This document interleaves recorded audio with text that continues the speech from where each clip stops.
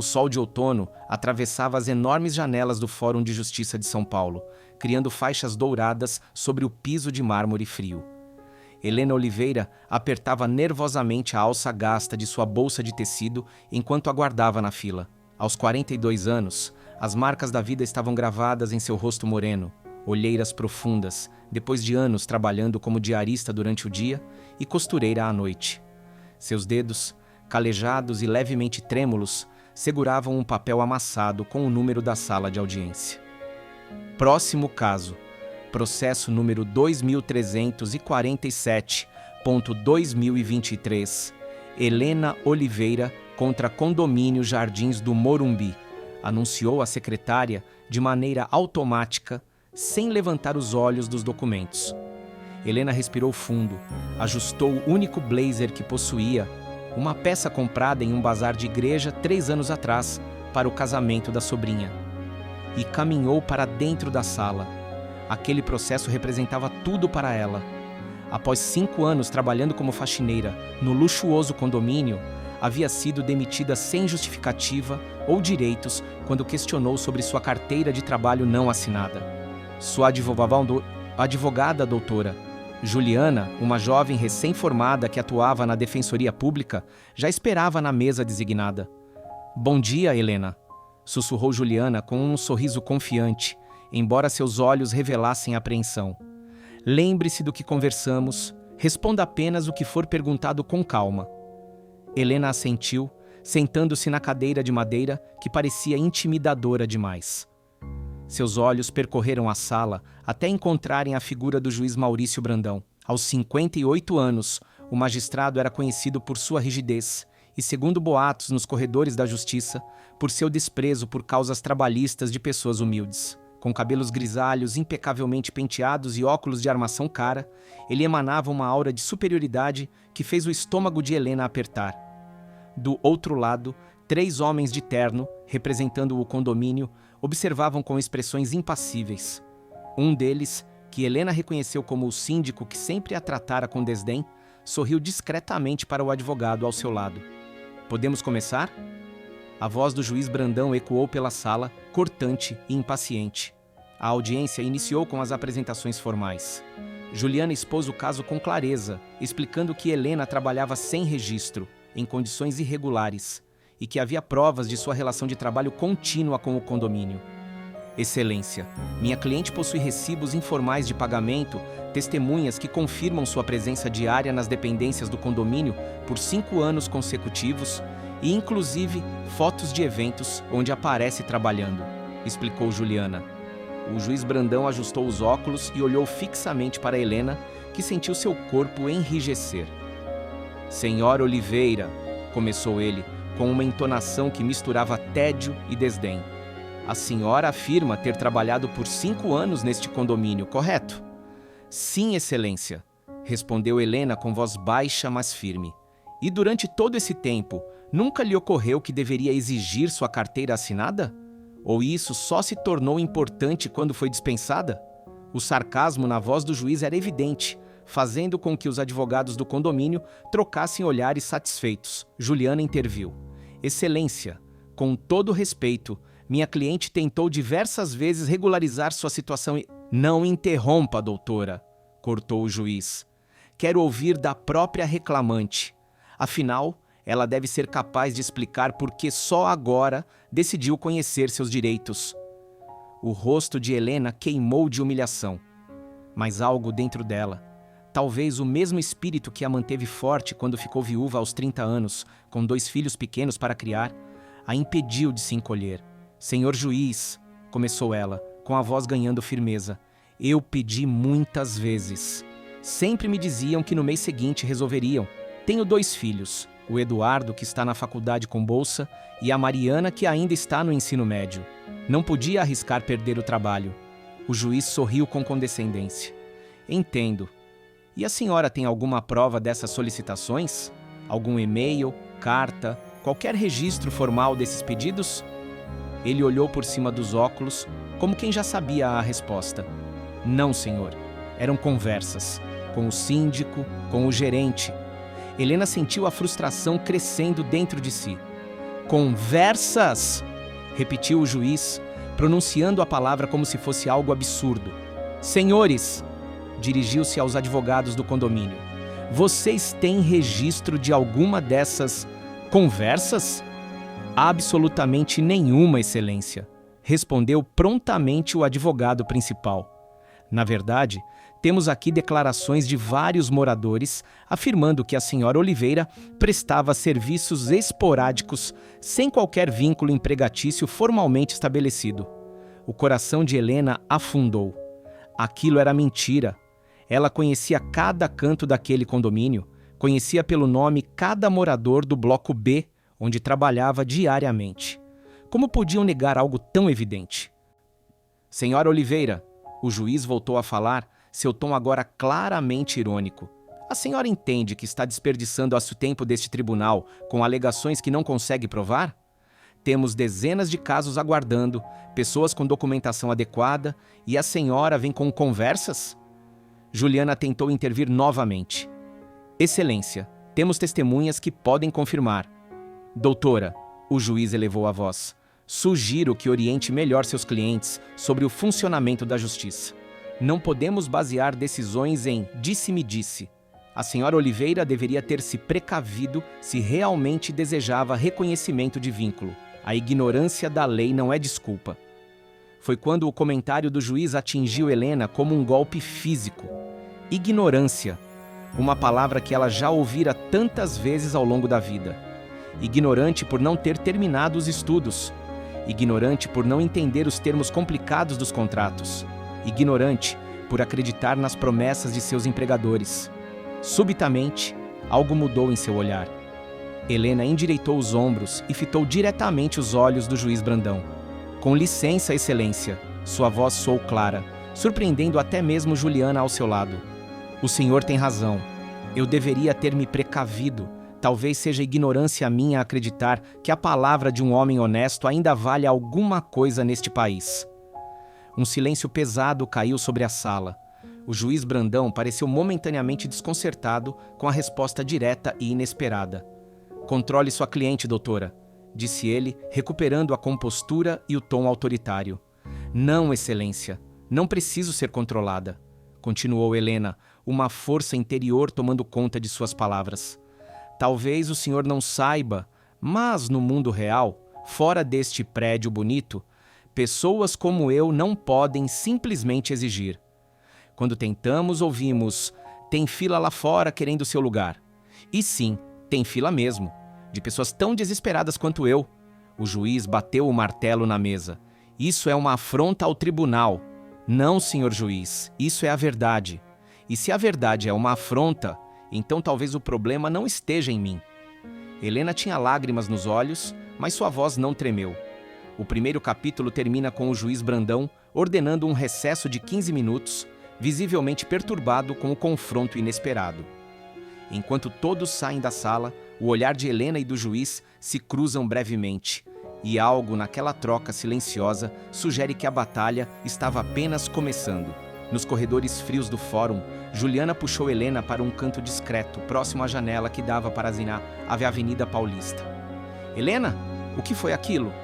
Perguntou a advogada, uma mistura de admiração e preocupação em seu rosto jovem. Você não pode confrontar o juiz dessa maneira. Helena respirou fundo, as mãos ainda trêmulas. Desculpe, doutora, eu não aguentei. A maneira como ele falou comigo, como se eu fosse menos que gente. Eu entendo, acredite, mas o doutor Brandão é conhecido por ser implacável quando provocado. Ele pode simplesmente indeferir nosso pedido sem nem considerar as provas. O sol da manhã iluminava parcialmente o rosto marcado de Helena, destacando uma determinação que Juliana não havia percebido antes em sua cliente. Sabe, doutora, quando meu marido morreu há 12 anos, me deixando com 2 crianças pequenas, eu pensei que não ia aguentar. Helena falou, olhando para as pessoas que passavam apressadas pelo corredor. Mas aguentei. Quando o Eduardo ficou doente e eu tive que trabalhar em 3 casas diferentes para pagar os remédios, pensei que não ia conseguir. Mas consegui. Quando a Mariana quase desistiu da escola porque não tínhamos dinheiro para o material, eu fiz o impossível e ela continuou. Helena pausou, seus olhos agora fixos nos de Juliana. O que eu quero dizer é que já fui humilhada muitas vezes na vida, doutora. Mas hoje, quando aquele homem me olhou como se eu fosse lixo, algo dentro de mim disse: chega. Juliana, recém-formada, mas já desencantada com as injustiças que presenciava diariamente na defensoria, sentiu um nó na garganta. Ela reconhecia em Helena aquela mesma indignação que a fizera escolher o direito como profissão. Entendo, disse por fim, mas precisamos ser estratégicas. Se queremos vencer, temos que jogar dentro das regras dele. Enquanto conversavam, não perceberam que Marta Guimarães, uma senhora elegante de seus 60 anos, as observava discretamente de um banco próximo. Do outro lado do corredor, o juiz Maurício Brandão havia se retirado para seu gabinete particular, onde ajustava a gravata cara diante do espelho. Seu assistente doutor, Paulo, entrou após bater levemente na porta. Doutor Brandão, os advogados do condomínio gostariam de falar com o senhor em particular. Brandão fez um gesto de descaso com a mão.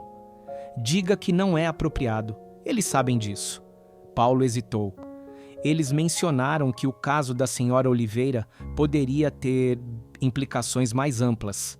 Algo sobre outros funcionários em situação similar. O juiz virou-se, uma expressão dura em seu rosto. Paulo, quantos anos você trabalha comigo? 7 anos, Excelência.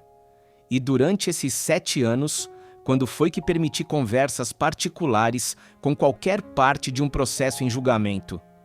Paulo abaixou os olhos. Nunca, doutor. Exatamente. Não vai ser uma diarista que mal sabe se expressar que vai mudar minha conduta. Brandão ajustou o relógio de ouro no pulso. Diga a eles que aguardem como todos os outros. Quando Paulo saiu, Brandão sentou-se em sua poltrona de couro e fechou os olhos por um momento. A imagem do olhar firme de Helena Oliveira permanecia em sua mente, perturbando-o mais do que gostaria de admitir. Havia algo naquele olhar que o incomodava profundamente. Seu telefone tocou, tirando-o de seus pensamentos. Era sua esposa Isabel. Maurício, só ligando para lembrar do jantar com o desembargador Miranda hoje à noite. Por favor, não se atrase como da última vez. Isabel, estou no meio de uma audiência. Não vou me atrasar. Sua voz soava mais dura do que pretendia. Houve uma pausa do outro lado da linha. Aconteceu alguma coisa? Nada importante. Apenas mais um caso de alguém tentando tirar vantagem do sistema. Mas enquanto dizia isso, a imagem de Helena voltou à sua mente. Maurício! A voz de Isabel suavizou. Você se lembra do que conversamos no ano passado?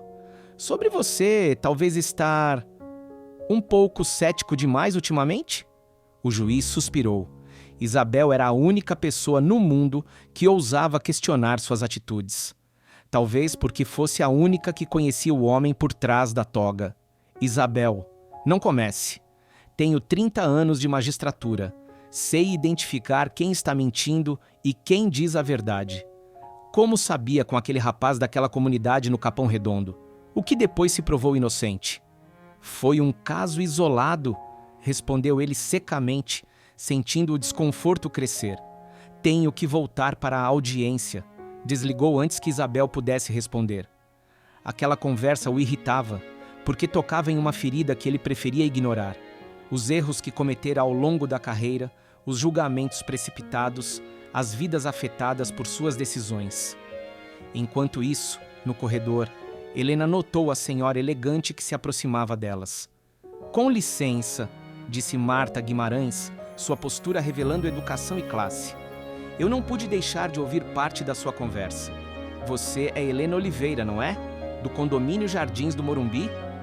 Helena e Juliana trocaram olhares confusos. Sim, sou eu, respondeu Helena cautelosamente. Meu nome é Marta Guimarães. Eu moro no apartamento 502 do Bloco B. O reconhecimento iluminou o rosto de Helena. Dona Marta, a senhora sempre foi tão gentil comigo. Como está seu cãozinho, tio Pipoca? Marta sorriu. Ele está bem. graças a você que sempre cuidou dele quando eu precisava viajar. Seu rosto ficou sério. Helena, eu soube recentemente sobre o que aconteceu com você no condomínio. Vim ao tribunal hoje porque precisava ver com meus próprios olhos se era verdade que estavam negando seus direitos.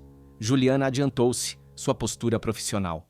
A senhora seria uma testemunha disposta a declarar que Helena trabalhava regularmente no condomínio?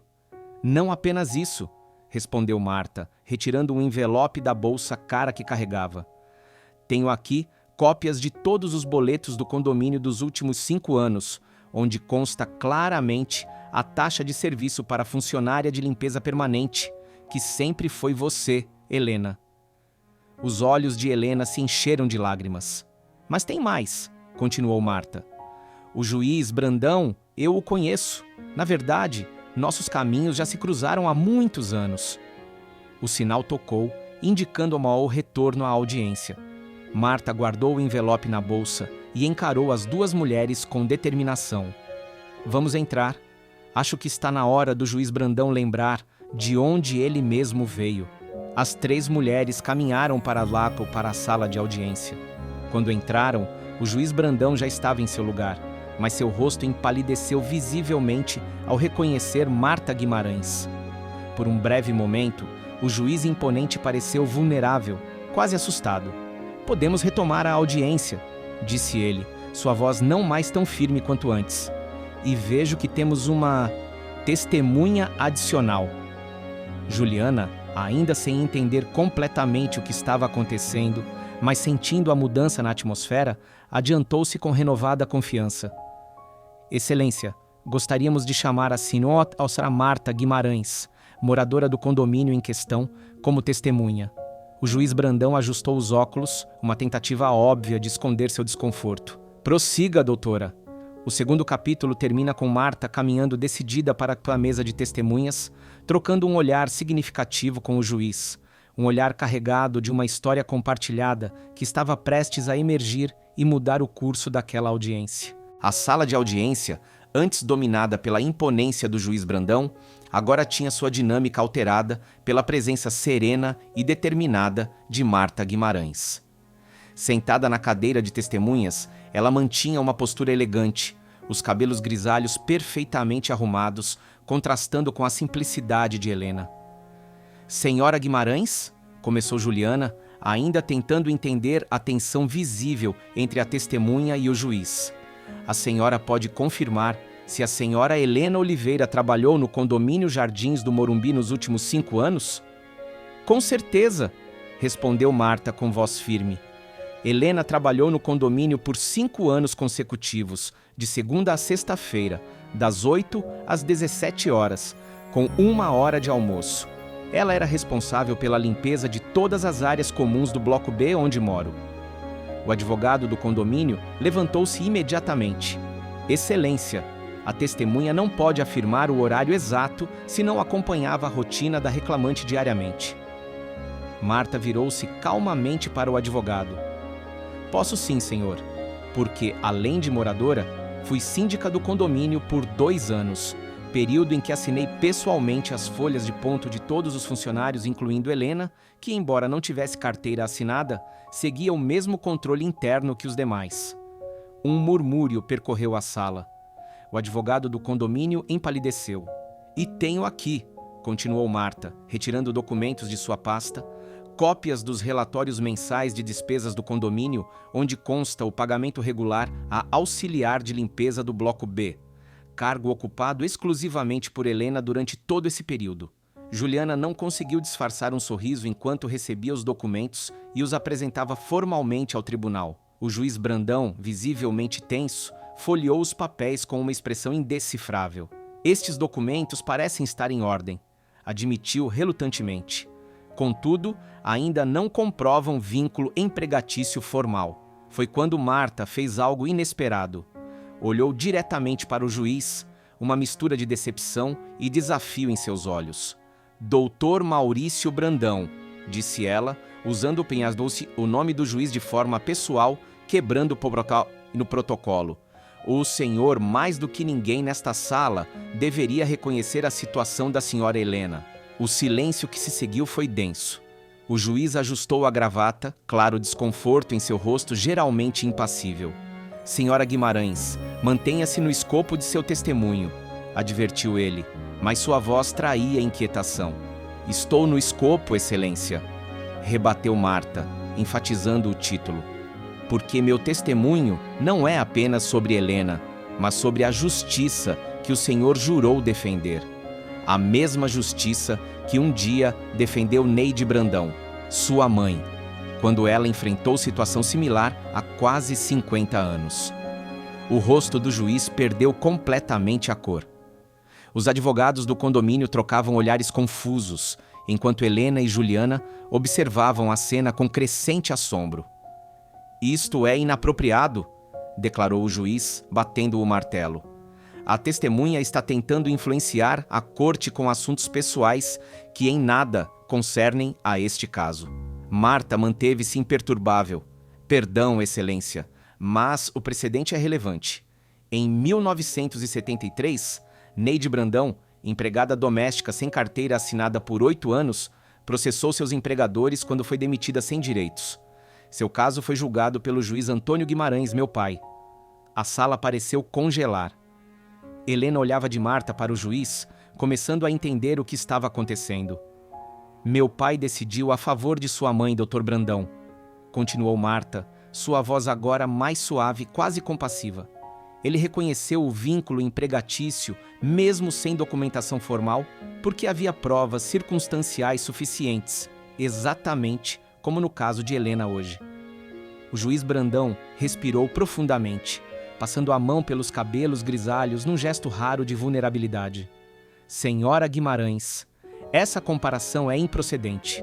Estamos em tempos diferentes, com leis diferentes, argumentou ele, mas seu tom já não tinha a convicção anterior. As leis podem ter mudado, Excelência, mas os princípios de justiça permanecem os mesmos, respondeu Marta. Seu avô, o pedreiro Sebastião, e sua avó, a lavadeira Maria, que criaram sua mãe sozinhos na periferia, ficariam orgulhosos de ver o neto juiz? Ou ficariam perplexos ao ver como ele trata pessoas que vieram da mesma origem humilde? Um silêncio profundo tomou conta da sala. Os advogados do condomínio pareciam desconfortáveis. Juliana mal respirava, e Helena observava o juiz com uma nova compreensão em seus olhos. O juiz Brandão ficou em silêncio por um longo momento, depois se dirigiu ao escrivão. Registre a oitiva da testemunha. Vamos fazer um recesso de 30 minutos. Quando o juiz saiu rapidamente da sala, Helena virou-se para Marta. Dona Marta, a senhora conhece a família do juiz? Meu pai julgou o caso da mãe dele quando eu tinha apenas 15 anos, mas me lembro bem. Neide Brandão era uma mulher extraordinária, determinada como você, Helena. Depois do julgamento, ela conseguiu estudar, formar-se professora. O filho dela, Maurício, foi o primeiro da família a entrar na faculdade de Direito. Meu pai acompanhou à distância a carreira dele, sempre com orgulho. E o juiz sabe disso tudo? Perguntou Juliana, ainda assimilando as revelações. Tenho certeza que sim. Meu pai compareceu à cerimônia de posse dele como juiz há mais de 20 anos. Eles conversaram brevemente. Maurício agradeceu a ele pela decisão que mudou a vida de sua família. Enquanto isso, em seu gabinete, o juiz Maurício Brandão estava sentado em sua cadeira, olhos fixos em uma fotografia antiga que normalmente ficava guardada na gaveta mais profunda de sua mesa. Na imagem amarelada, uma mulher negra de meia-idade, vestindo uma toga simples de formatura, sorria ao lado de um menino de cerca de 10 anos. Mãe, murmurou ele, passando os dedos sobre a foto. Memórias há muito suprimidas retornavam como uma avalanche. A casa simples na periferia de São Paulo. As madrugadas em que via sua mãe sair para o trabalho, muito antes do sol nascer. As noites em que ela estudava sob a luz fraca de um abajur, depois de horas esgotantes de trabalho. Lembrou-se do dia em que ela perdeu o emprego sem qualquer indenização, após quase uma década servindo a mesma família. Lembrou-se das lágrimas dela, do medo de não conseguir sustentá-lo. E então, do processo judicial que mudou tudo. O juiz Antônio Guimarães, pai de Marta, havia não apenas reconhecido o vínculo empregatício de sua mãe, mas feito algo ainda mais significativo. Tratara Neide com dignidade durante todo o ano do processo. Falara com ela como igual, ouvira atentamente suas explicações, compreendera as circunstâncias que a impediam de exigir seus direitos mais cedo. Aquela decisão permitiu que Neide recebesse uma indenização justa, retomasse os estudos e eventualmente se tornasse professora. Foi o que possibilitou que Maurício, anos depois, entrasse na faculdade de Direito, impulsionado pelo sonho de sua mãe de ver o filho fazendo justiça. Quando foi que ele havia esquecido tudo isso? Quando foi que o jovem idealista se transformou no juiz implacável e preconceituoso que agora todos viam? Um leve toque na porta interrompeu seus pensamentos. Era Paulo, seu assistente. Doutor Brandão, estão todos aguardando. Já vou, Paulo. O juiz guardou a fotografia, ajustou a toga e olhou-se no espelho. Pela primeira vez em muitos anos, não reconheceu o homem que via refletido. Ao retornar à sala de audiência, o clima havia mudado. Todos podiam perceber algo diferente na postura do juiz Brandão, uma mistura de humilhação e, talvez, o início de uma transformação. Podemos continuar, anunciou ele, sua voz agora desprovida da arrogância já anterior. Olhou para Helena, realmente a vendo pela primeira vez. Senhora Oliveira, a senhora gostaria de acrescentar algo ao seu depoimento? Helena, surpreendida pela mudança de tom, respondeu com sinceridade. Apenas que, como o senhor, eu também tenho um filho que está na faculdade. O Eduardo está no 2º ano de engenharia. É para ele e para minha filha Mariana que eu luto todos os dias. O juiz assentiu lentamente, algo em seus olhos sugerindo que as palavras dela o haviam tocado. Compreendo, disse ele simplesmente.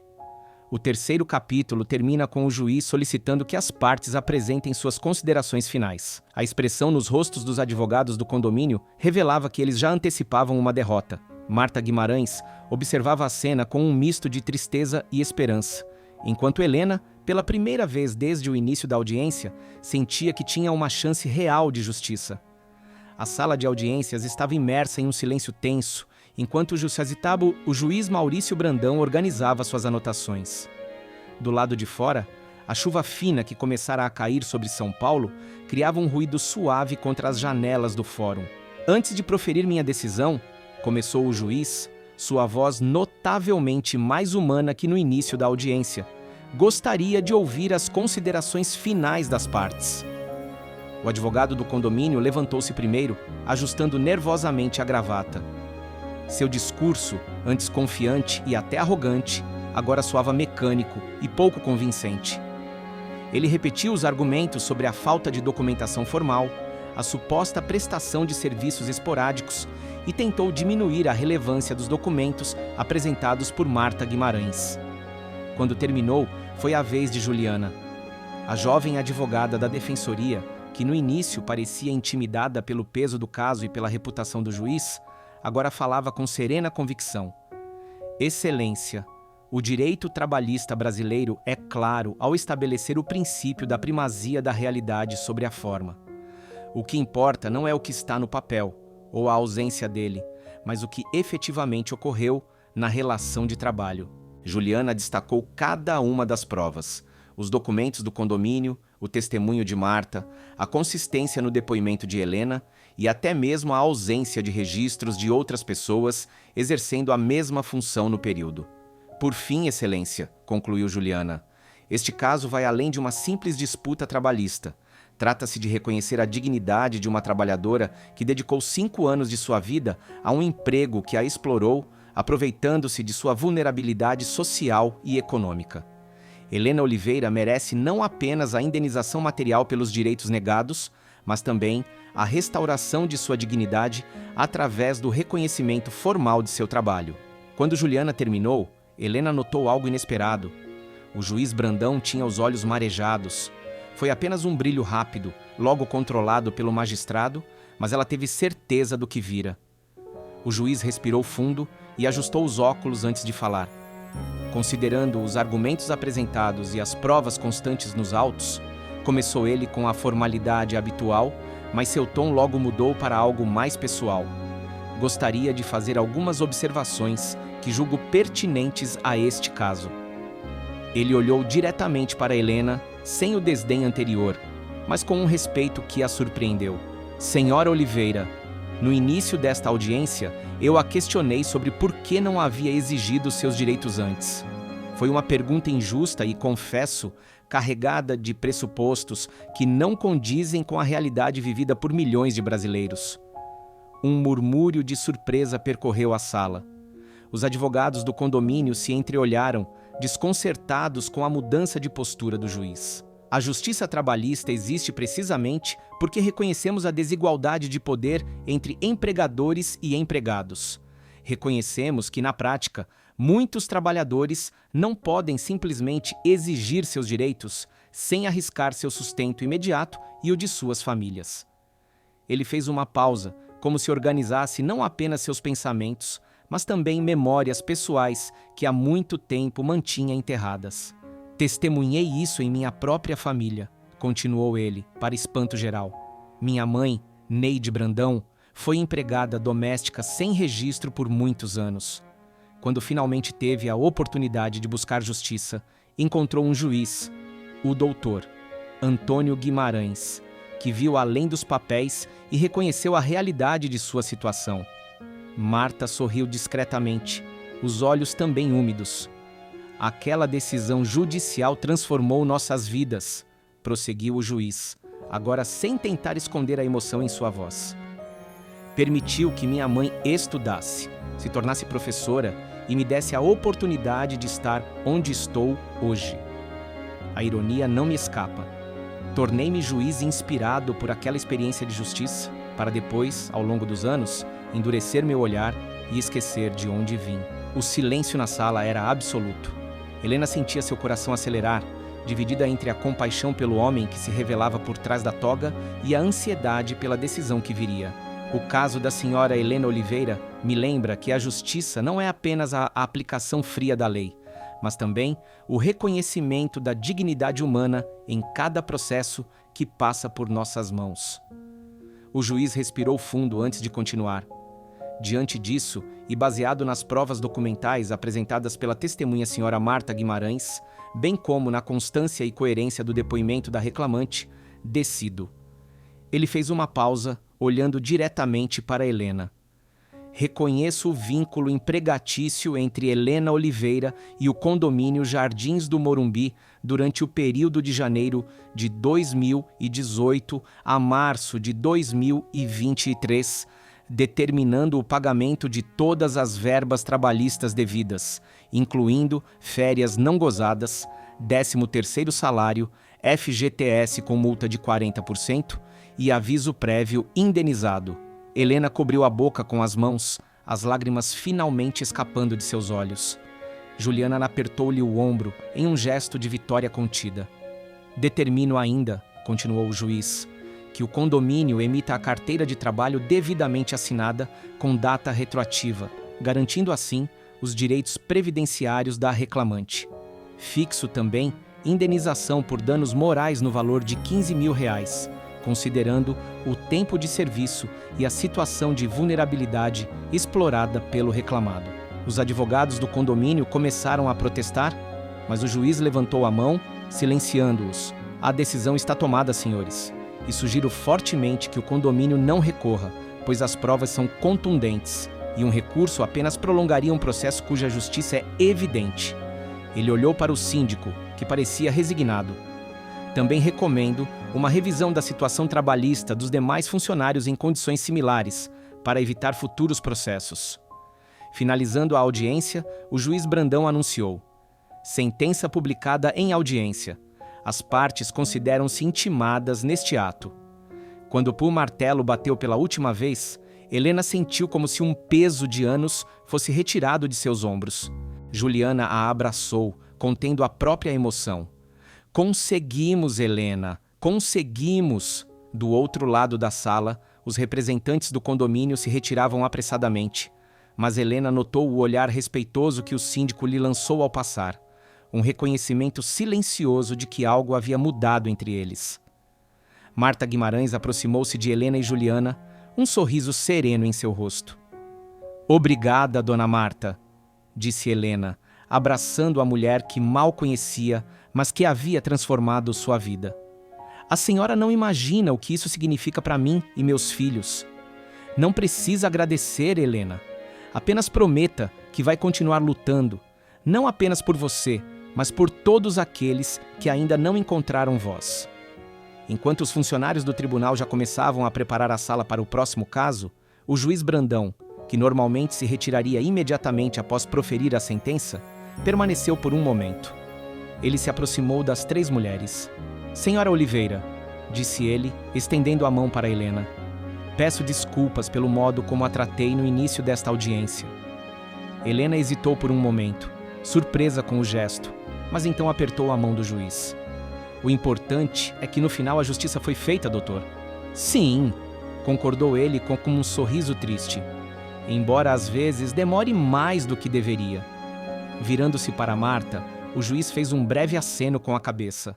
"Senhora Guimarães, agradeço por me lembrar de quem eu sou e por que escolhi esta profissão. Seu pai ficaria orgulhoso de ver o homem que você se tornou hoje, Maurício", respondeu Marta suavemente. O juiz pareceu refletir sobre essas palavras por um momento. Então assentiu uma última vez antes de se retirar. 3 semanas depois, em um sábado ensolarado, Helena arrumava cuidadosamente a mesa para o almoço em seu pequeno apartamento, na zona leste de São Paulo. Pela primeira vez em anos, sentia-se verdadeiramente tranquila. A indenização recebida do condomínio havia permitido que quitasse algumas dívidas antigas e comprasse material escolar de qualidade para Mariana. Eduardo, seu filho mais velho, sentado à mesa, terminando um trabalho da faculdade, parecia mais leve, sem a constante preocupação com as finanças da família. "Mãe, a senhora tem certeza que não quer ajuda?" perguntou Mariana, de 17 anos, observando Helena preparar a mesa com esmero. "Tenho sim, filha. Hoje quero fazer tudo com minhas próprias mãos." O interfone tocou.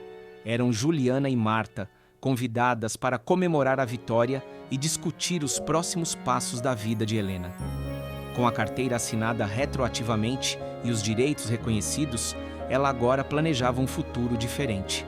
"Vocês não vão acreditar", disse Juliana após os cumprimentos, enquanto todos se acomodavam à mesa.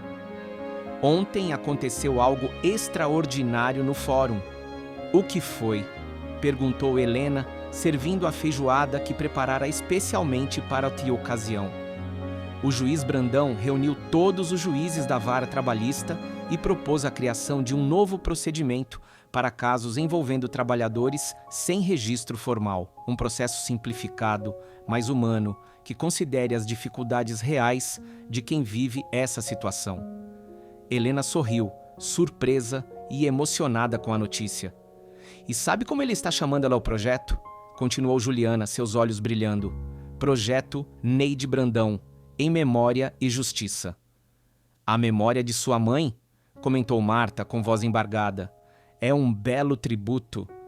"E tudo começou com você, mãe?" disse Eduardo com orgulho.